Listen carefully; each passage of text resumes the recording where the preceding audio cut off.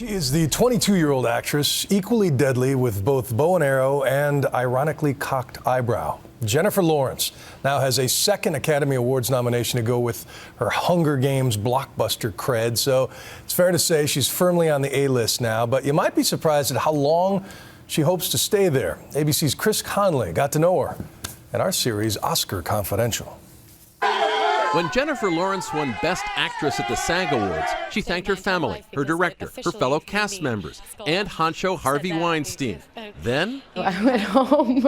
I always go home. Well, I stopped at Harvey Weinstein's party for a little bit, got my parents drunk, and then I left and went home. Just 22, with 2 Best Actress nominations already on her resume, she's got Hollywood buzzing with delight. Jennifer, one time right here. Both at her grit to glam range and at her refreshingly unspoiled self-image. I just have a very weird job, and if I just remind myself of that it's nothing more than that, then I don't start, I think, thinking that it's more dramatic. How'd you lose your job? Having sex with everybody in the office. Oscar nominated this year for director David O. Russell's Silver Linings Playbook. She takes what could have been a rom-com stock character, the manic pixie dream girl, and fills her off-kilter widow with vivid, captivating emotion. On the dance floor with Bradley Cooper, or toe-to-toe with this guy.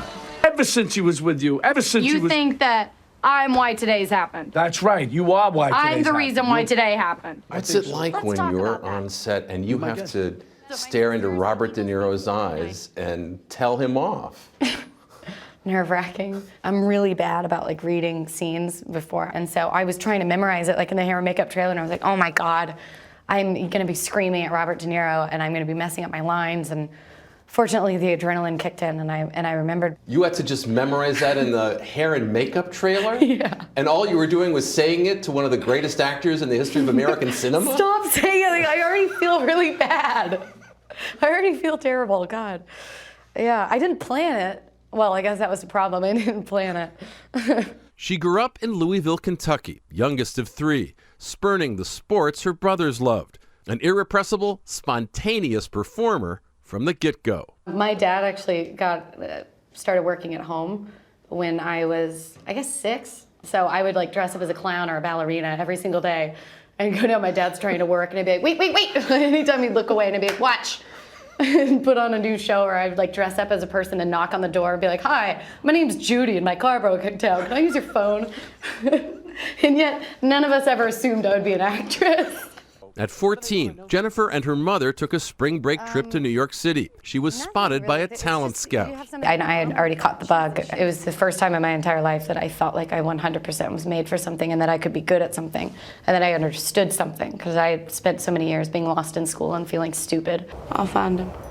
Girl, I've been looking. I said I'll find him. Her big break came in 2010 with this underdog indie film, playing an ever-resourceful teen amid meth and menace on a hardscrabble Ozark landscape. I'm still auditioning for things, and I'm still like, am I good at this, or do these directors just like me? And then Winter's Bone happened, and they loved the movie, and then a couple years later, we were at the Oscars, and it was just unreal. The critically hailed drama earned Lawrence her first Oscar nomination. Never ask for what ought to be offered. But when she was offered more roles in flannel, she flipped the script. We did an Esquire shoot. I got in a bikini and danced around and got that out on the magazines, and that helped. So that actually helped, dressing like that and doing those sort of...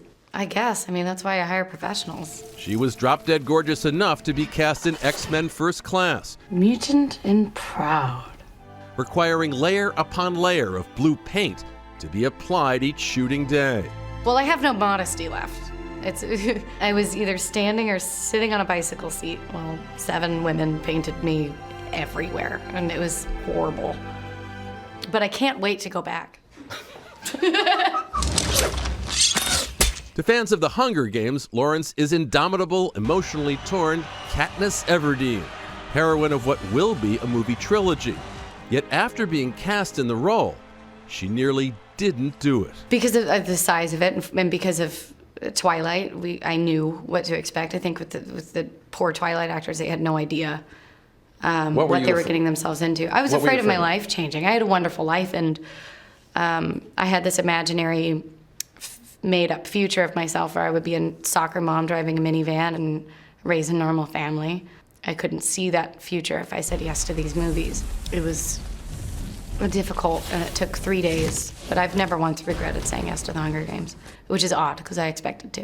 A $400 million blow-out-the-doors smash. The film's success reshaped not just her own life, but those of her loved ones.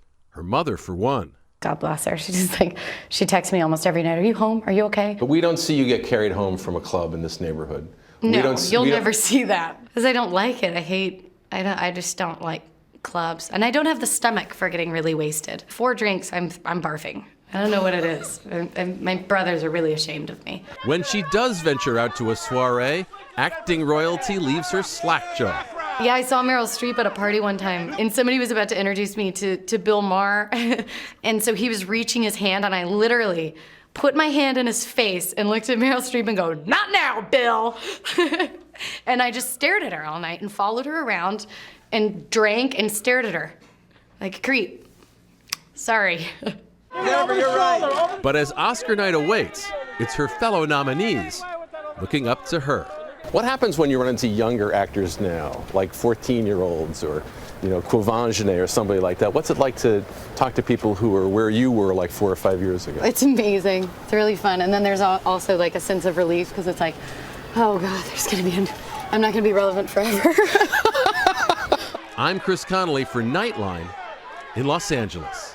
You'll be relevant for a while. Hate to break it to you. Thanks to Chris Conley.